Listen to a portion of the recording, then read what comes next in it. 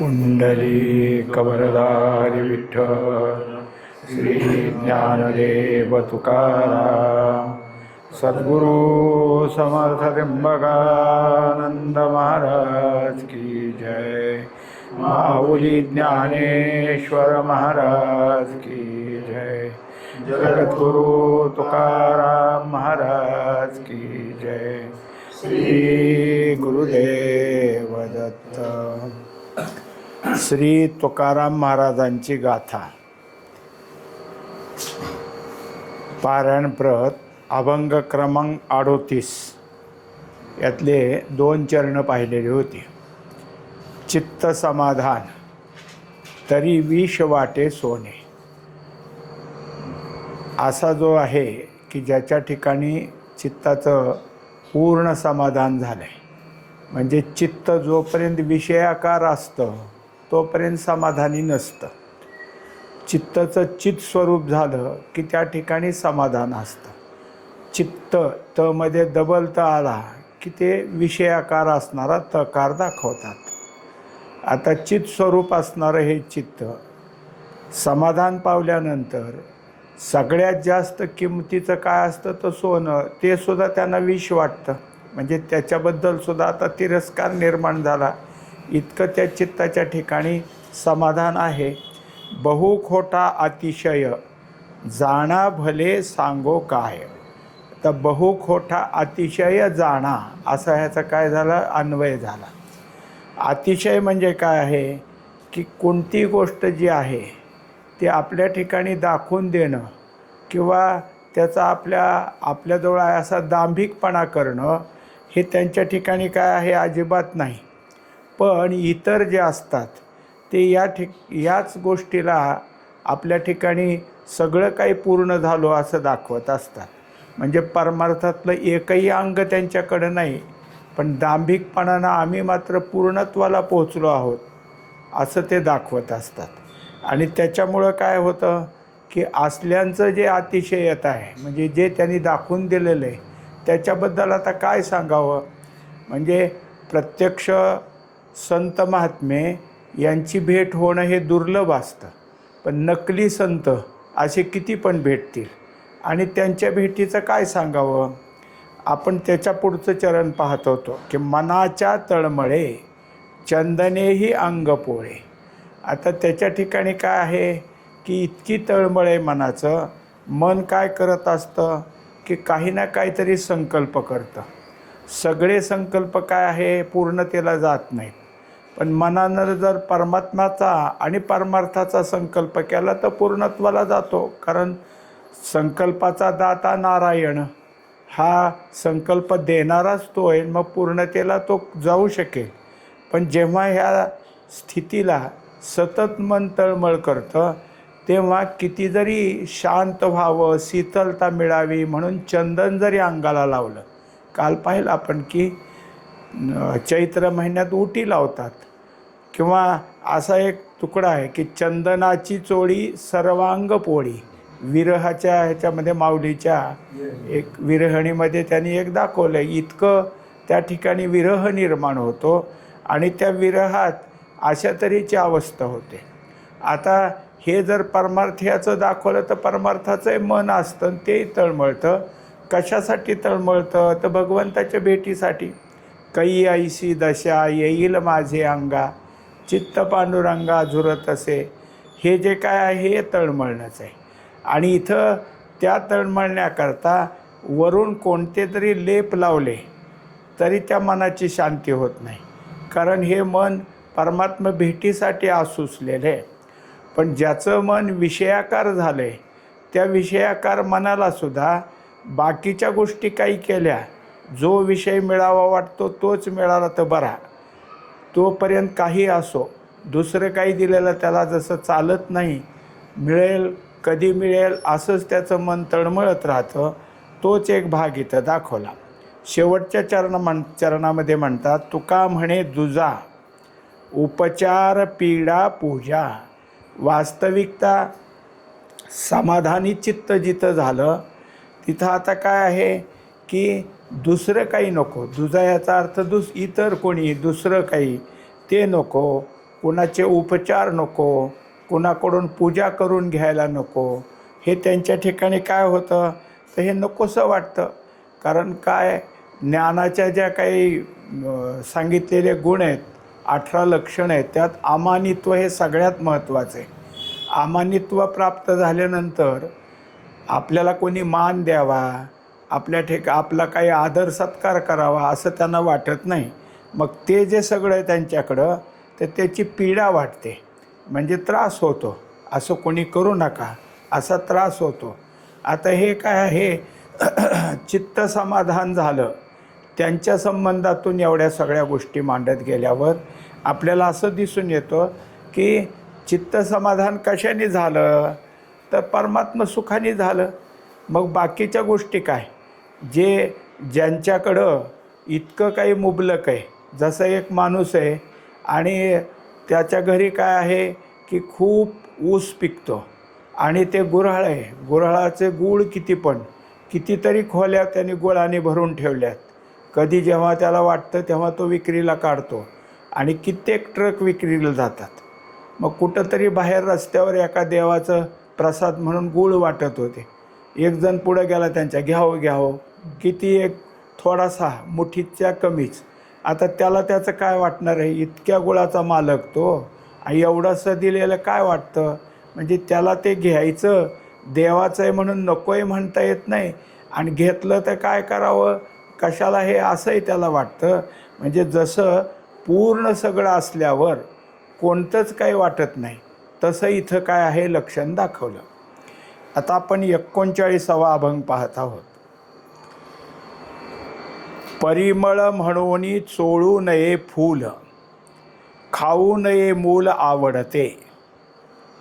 मोतियाचे पाणी चाखू नये स्वाद, यंत्रभेदोनी नाद पाहू नये. कर्मफळ म्हणून इच्छू नये काम, तुका म्हणे वर्म दावू लोका. हा 3 चरणाचाच अभंग आहे. याच्यामध्ये तुकोबाराय आपल्याला काय करतात की आपल्याजवळ आवड, प्रियत्व, आकर्षण असे जे काही असतात हे अंतःकरणातल्या उर्मीत, या तऱ्हेनं आपल्याजवळ ह्यातले एक गोष्ट काहीतरी असतेच. पण हे सगळं काय आहे, कुठल्या तरी एखाद्या विशेष वस्तूविषयी किंवा एखाद्या वस्तुपदार्थाविषयी असतं. त्याच्या संबंधी आपल्याला आवड असते, त्याचं आकर्षण निर्माण झालेलं असतं. आणि हे काय आहे, स्वाभाविक आहे. जी गोष्ट चहूकडंच आहे, मनुष्याला काय आहे की काही विशेष असे की जसं कुणी असू द्या, सुगंध आवडतो, कोणालाही पाहायला गेलं तर लहान मूल आवडतं, सोन्या नाण्याचे दागिने घालायला आवडतात. हे काय आहे, उपजत आपल्या ठिकाणचं आकर्षण आहे. पण ते सगळं जरी असलं तरी त्याच्या ठिकाणी काय आहे की काही गोष्टीला संयम असावा लागतो. संयम असणं गरजेचं आहे, आणि तो संयम आपल्या ठिकाणी असला तरच आहे.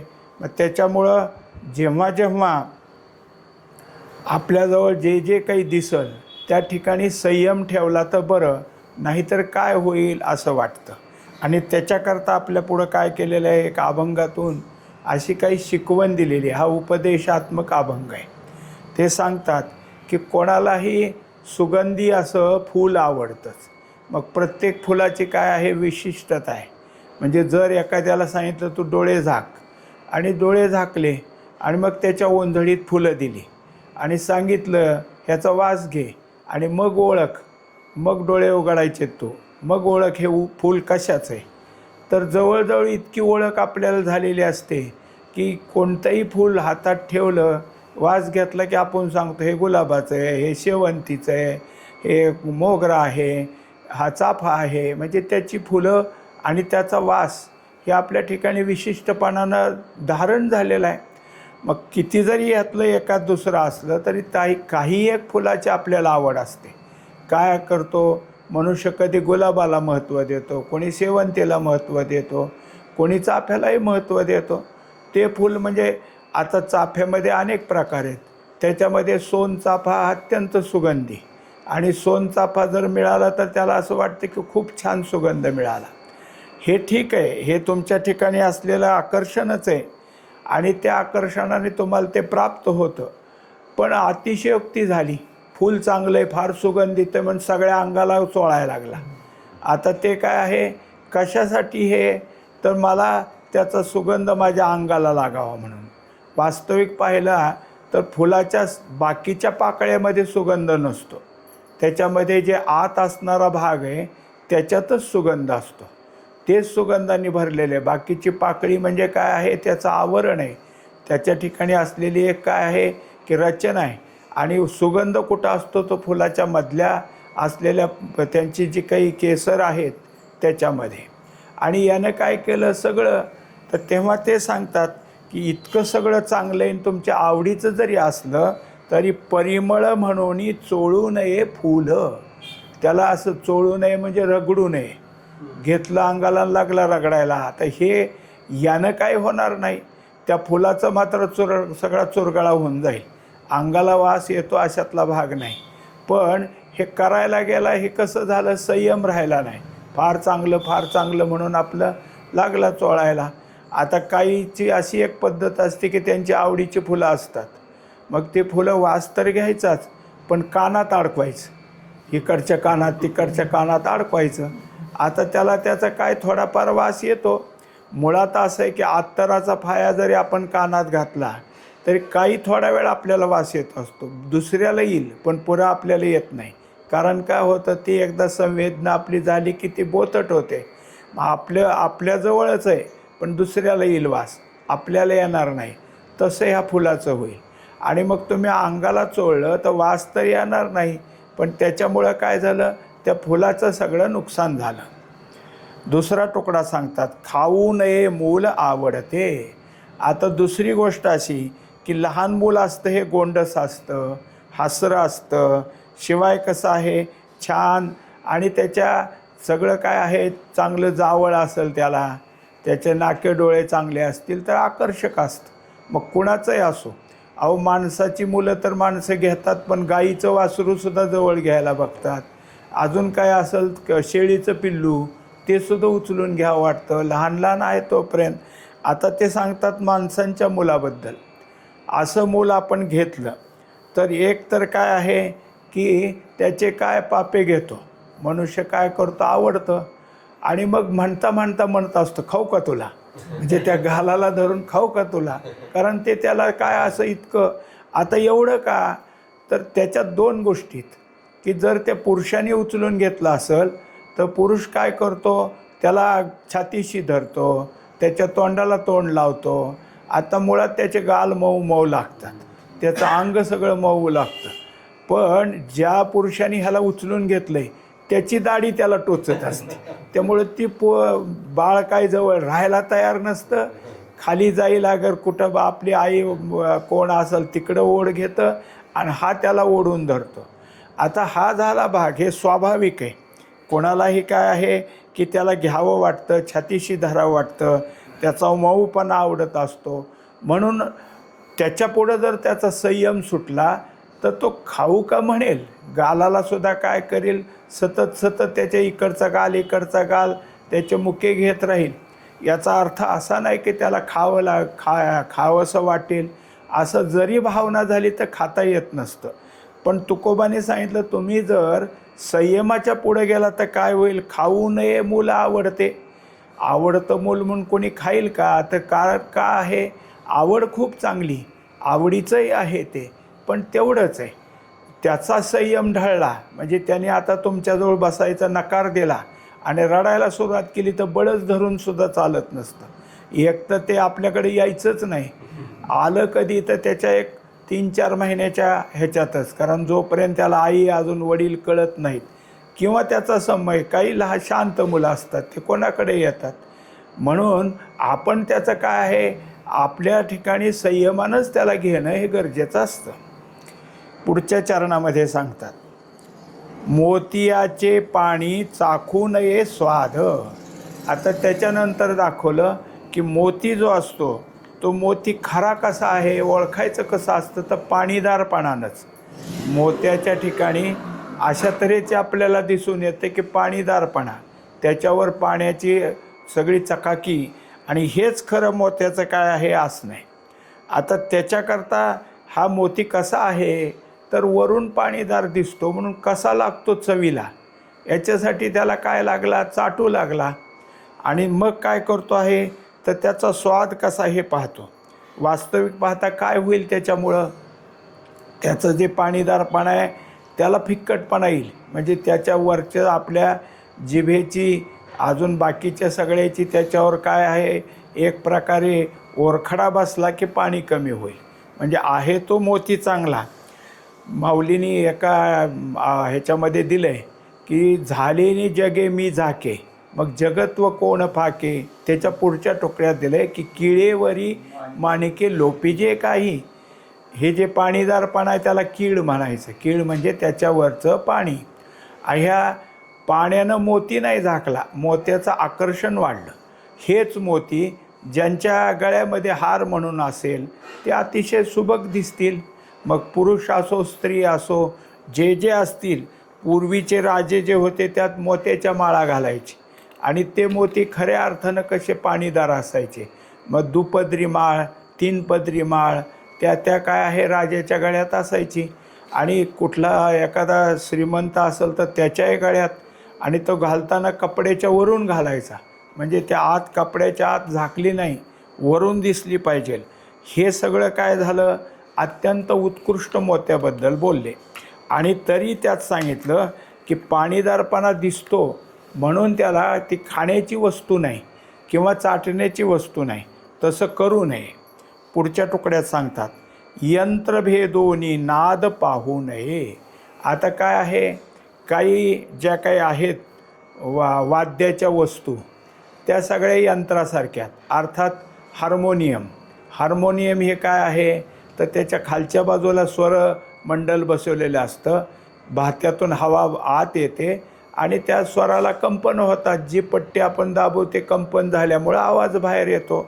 दुसरी गोष्ट काय, सतारीच्या ठिकाणी 6-7 वर 3 तारा, त्याच्या खाली 3 तारा, अजून प्रत्येक तार एकमेकाशी इतके स्वराला जोडलेली.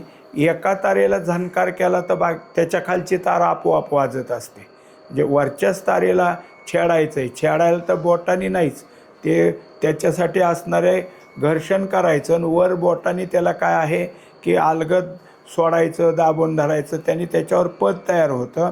दुसरं काय आहे, विणासुद्धा काय आहे, तार वरून असते, खालच्या वरच्या बाजूला दांडी असते, खालच्या बाजूला भोपळा असतो. पण तार छेडल्याबरोबर आवाजाचा काय निनाद निघतो. आता हे झालं खरं, पण तो जो काही होता त्याला वाटायला गेलं हे किती चांगलं वाजतंय. मग हा जो काही आवाज येतोय तो ह्यात कुठं बसला आहे बरं. मग त्याला उघडून बघायला लागला. काही वेळेला काय सगळं घट्ट चिटकवलं त्याला फोडून बघायला लागला. आता आवाज आत नव्हताच.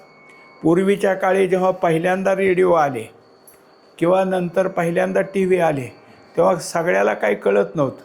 लोकाला काय आहे, त्याच्यावर गाणं वाजायला लागलं, त्याच्यावर बातम्या, ह्यात कुठं माणूस बसला आहे अशी काय व्हायची की त्याच्या ठिकाणी समजत नसल्यामुळं वाटायचं की ह्यातलं माणूस कुठून आला, कसा बोलतो.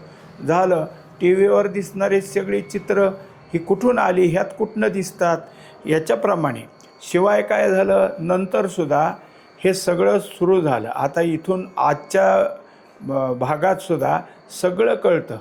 त्याच्यावर असलेल्या मालिका, त्या मालिकेत दाखवलेले कथानकं, हे सगळं असतं. एक ठिकाणी असंच झालं की एक मोठा रहदारीचा रस्ता आणि त्या म्हणजे मोठ्या शहराला जाणारा, आणि तिथं मध्येच एक हॉटेल होतं. त्या हॉटेलमधले काय आहे, जे कोणी जाणार येणार त्यांनी गाडी थांबवावी, चहा पाणी घ्यावं. मग तिथं काय झालं, चहा पाणी घेण्याकरता थांबले. तिथे एक गाडी दुसरी आली, त्यात ह्या मालिकेत काम करणारी एक बाई होती आणि ती तिथं आली. मग एक वयस्कर जरा वय झालेलीच, तिने तिच्या पुढं जाऊन म्हणली, तू त्या मालिकेत काम करते, तूच का गं? ते म्हणले, हो मीच आहे. तो आमकं नाव आहे तुझं, ते असं करतेच? म्हणले, हो मीच आहे. दिली तोंडात ठेवून तिला. म्हणजे का तू तिला त्रास देत असते? आजी त्रास कुठली देतीत, माझी मैत्रीण आहे, आम्ही त्यात कथा जशी असेल तसं राहतो. त्या कथेचा तेवढा भाग आहे, आमचं इकडे काही नाही, बघ पुन्हा त्रास दिसेल तर. म्हणजे इतकं भिंत ते की त्यात काहीतरी आहे ते सत्य आहे. म्हणजे ते आपल्याला भास आहे असं नाही, चित्र आहे असं नाही, तर ते सत्य आहे. हे कशाने झालं तर त्या यंत्रात आहे. आणि मग यंत्र भेदून नाद जर बघायला गेला तर तुम्हाला नाद सापणार नाही. नाद का सापडणार नाही तर त्या यंत्राची रचना अशी केली की त्याच्यामुळं आवाजाचं काय व्हावं, निनाद निघावा. ते यंत्र असं बनवायचं की वरची तार छेडली किंवा हार्मोनियमची पेटी पट्टी दाबली की आतून तो ध्वनी निघावा, ही त्याची रचना आहे. मग त्या रचनेला फोडून घेतल्यानंतर आवाज कसा निघेल. शेवटीच्या चरणामध्ये सांगतात, कर्मफळ म्हणून इच्छू नये काम. एकंदरीत काय, ह्या सगळ्यानंतर एक महत्त्वाचा उपदेश आता आला की कुठली गोष्ट झाली तर आपल्या ठिकाणी काय असतं की काही येत असतं, काही भोगायला मिळतं, ते सगळं काय आपलं प्रारब्ध आहे. पण माझ्या प्रारब्धात आहेच आहे असा निश्चय करून त्याचीच इच्छा करत बसलं तर तसं नाही होत. इच्छा सगळ्याला सगळी असते, पण सगळंच सगळीकडे मिळतं असं नाही. मग आपल्या कर्मात हे आहे असं समजून आपण त्याची इच्छा करत राहिलो तर मिळालं नाही तर दुःख होईल का नाही. म्हणून मग निष्कारण इच्छा करू नये, माझ्या कर्मात आहेच असं समजून इच्छा करू नये, तर ते मिळालं तर कर्मफळ आहे असं समजावं. त्याच्या अगोदर इच्छा करू नये.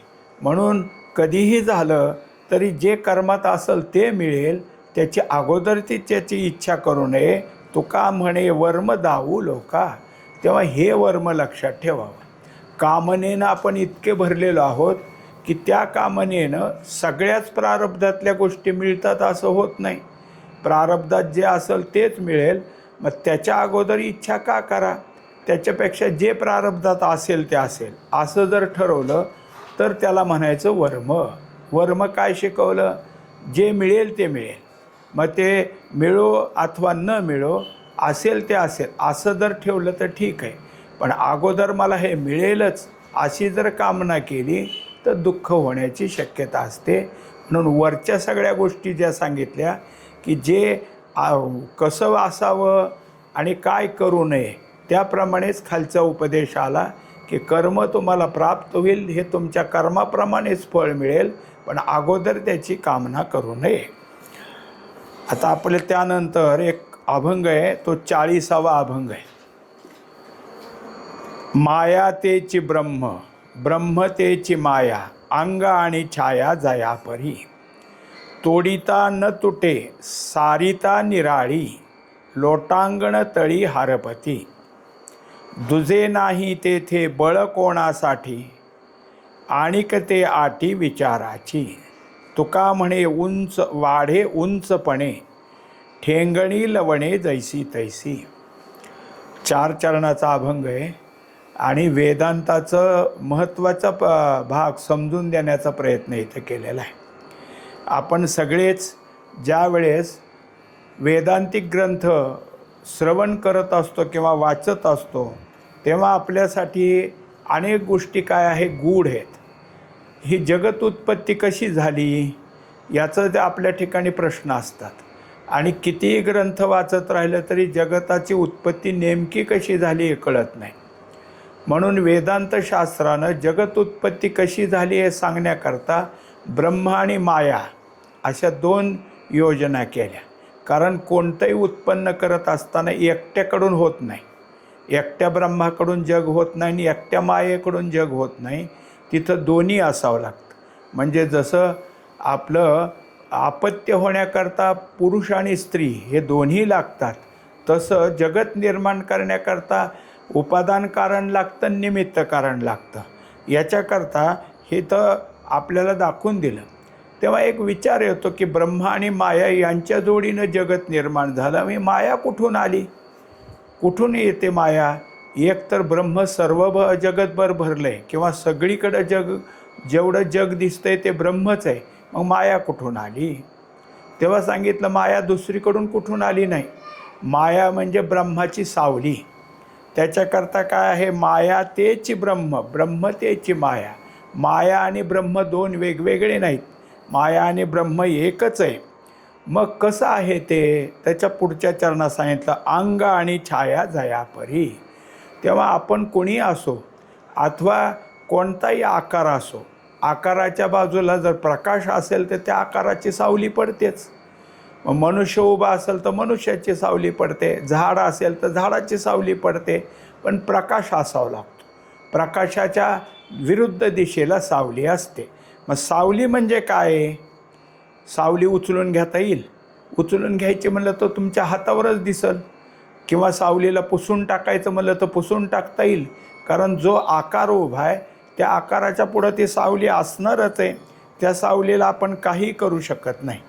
असे जे काही आहे ते असून आणि नसून दोन्हीकडे झाले. नाही म्हणावं तर दिसते, आहे म्हणावं तर काहीच हाताशी नाही. म्हणून त्याला दुसरं नाव दिलं ही कल्पना आहे. ब्रह्मज्ञानाची गुरुकिल्ली, सांगेने एकाच बोली, जयाची कल्पना निमाली तोची मुक्त, असं नातराय सांगतात. एकंदरीत काय आहे तर सर्व जे काही आहे हे कल्पनारूप आहे. कल्पना म्हणजे तर काय आहे तर कल्पना काही नाही अशीच आहे. पण ते जे काही निर्माण झाली त्याला नाव दिलं म्हणून कल्पना आहे. आपल्या ठिकाणी दिसत असलेल्याला सावली का म्हटलं? कोणी नाव ठेवलं सावली? तर सावली ही कल्पना आहे. कल्पनेनं नाव त्या ठिकाणी ठेवलं. मग ही सावली जसं तिथं आहे तेव्हा त्याच्याकरता सांगितलं की तोडिता न तुटे सारिता निराळी. एकाने काय केलं की उभा होता मनुष्य आणि त्याची सावली पडली होती. मग म्हणला सावलीलाच तोडून टाकतो तुझ्या, म्हणून खूप त्याच्यावर काय काठी मारायला लागला, काय करायला लागला. तोडिता न तुटे, कारण हे याचा आकार आहे, आकाररूप कल्पना आहे, हे तुटून कशी जाईल? त्याने जर हात वर केलेला असला आणि हात खाली झाला तर सावलीतला हात खाली होईल. त्याने हात वर केला तर सावलीतला हात उंच होईल. म्हणजे त्याच्या आकारावर हुकूम आहे ते. तुम्ही त्याच्यासाठी काही करायचं म्हणलं तर करता येत नाही. आणि बाजूला सरकून देऊ, तो तिथंच उभा राहते, त्याची सावली दुसरीकडे ढकलता येणार नाही. ती सावली जी असते ती तशी स्थिर राहणार. म्हणून मग या सावलीसाठी पुन्हा काय केलं, एकाने प्रयोग केला. म्हणलं आता माझी सावली मीच धरणार. मग कशी धरणार? तो उभा होता, त्याच्या पाठीमागं प्रकाश होता, त्याच्या पुढच्या बाजूला सावली दिसली. मग त्यांनी तोंड केलं तर समोर सावली. झोपला तिच्यावर. आता अंगाखाली गेली ना, अंगाखाली गेल्यावर बघा म्हणला कुठं दिसते माझी सावली. आता उठून उभा राहिला की परत दिसते, पण जोपर्यंत तो त्याच्यावर झोपला आहे तोपर्यंत कुठे आहे? मग त्याच्याकरता सांगितलं लोटांगण तळी हरपती. तुम्ही त्याच्यावर जर लोटांगण घेतलं तर तुमच्या तळी आता दिसणार नाही, हरपली. याचा अर्थ काय झाला? तुम्ही जर त्या मायेला ताब्यात घेतलं तर माया दिसणार नाही. जोपर्यंत तुम्ही मायेच्या सत्तेत राहता, सावलीला सत्य मानता, तोपर्यंत ते आहे तीच आहे. तिला ताब्यात घेण्याकरता तिलाच झाकून घेतलं तुम्ही, तिलाच तुमच्या सत्तेत घेतलं की ते नाही. म्हणून माया आहे कुणाला? ज्याने तिला सत्य मानलं, आणि नाही कुणाला? ज्यानं तिला सत्य न मानता मी सत्य, माझी ती सावली, असा जो म्हणतो त्याच्या ठिकाणी ते हरपती. पुढच्या चरणात सांगतात, दुजे नाही ते बळ कोणासाठी. आता वास्तविक पाहता माया जर नाही तर माया काढून टाका, माया नको असं म्हणणारे सगळे शास्त्र आहेत. कोणासाठी? जे नाही त्याला कशाला बळ दाखवायचं? जे आहे का तर नाही, आणि नाही तरी त्याच्यासाठी जर आपण काही प्रयत्न करू लागलो तर नसणाऱ्या गोष्टीबद्दलचे प्रयत्न झाले. जे आहे त्याचंच काही नाही, ज्याचं अस्तित्वच नाही, त्याच्याविषयी काय करणार? म्हणून दाखवलं की दुजे नाही ते बळ कोणा. सावली आणि तो मनुष्य हे दोन आहेत का? नाहीत, कारण त्याचीच ती सावली. आणि मग तिला बाजूला करण्याकरता काय बळ दाखव? तुम्हाला ह्याची सावली नको असेल तर यालाच बाजूला न्या. नसेल तर ज्याच्यामुळं सावली पडली तो प्रकाश बाजूला करा, आपोआप सावली निघून जाईल. म्हणजे नव्हतंच आणि नाहीपणाजीच्या ठिकाणी तिला काढून टाकण्याचा प्रयत्न करणं म्हणजे बळ आहे. आणि ते आटी विचाराची. आता काय करतो आपण? माया दूर व्हावी म्हणून प्रयत्न केले. भगवंताने सांगितलं मम माया दुरत्यया, माझी माया साधी नाही. मग तुम्हाला जर कोणी युक्ती शिकवत असेल तरच माया तिचे तुमच्यापासून दूर जाईल, अशी एक आहे. आणि दुसरी गोष्ट, ही कशी बाजूला करावी ह्याचे विचार करत बसले. मग विचार करायला लागला म्हणजे काय, निष्करण अटी केली, निष्करण अट्टास केला. कारण का, जे नाही त्याचा विचार करून तरी काय करायचे. एकाने काय केलं, बसला होता आणि बसल्या बसल्या उगं विचार आला की आता आपलं चांगलं आहे, पण ह्याच्यापेक्षा चांगलं झालं आपलं. आणि मग कोणी आपल्याकडं आलंच की मला मदत करा, मला पैसे द्या. आपण काय द्यायला लागलो आहे, द्यायचेच नाहीत. आता तो आहे त्या अवस्थेत आहे, तुझ्याजवळ अजून आलेलं नाही, यायचं आहे तेव्हा येईल आणि आत्ताच सांगतो कोणाला द्यायचं नाही. म्हणजे हा कसं झाला, नाही त्याचा विचार केला का नाही. मग तो विचार करणं याचा निष्करण अट्टास आहे. म्हणजे तो विचार करत बसला म्हणजे निष्करण तो तुझ्या ठिकाणी विचाराचा शीन केला. तेव्हा जी माया नाही तिच्या संबंधी विचार करणं हे चुकीचं आहे. शेवटच्या चरणात सांगतात, तुका म्हणे उंच वाढे उंचपणे, ठेंगणी लवणे जैसी तैसी.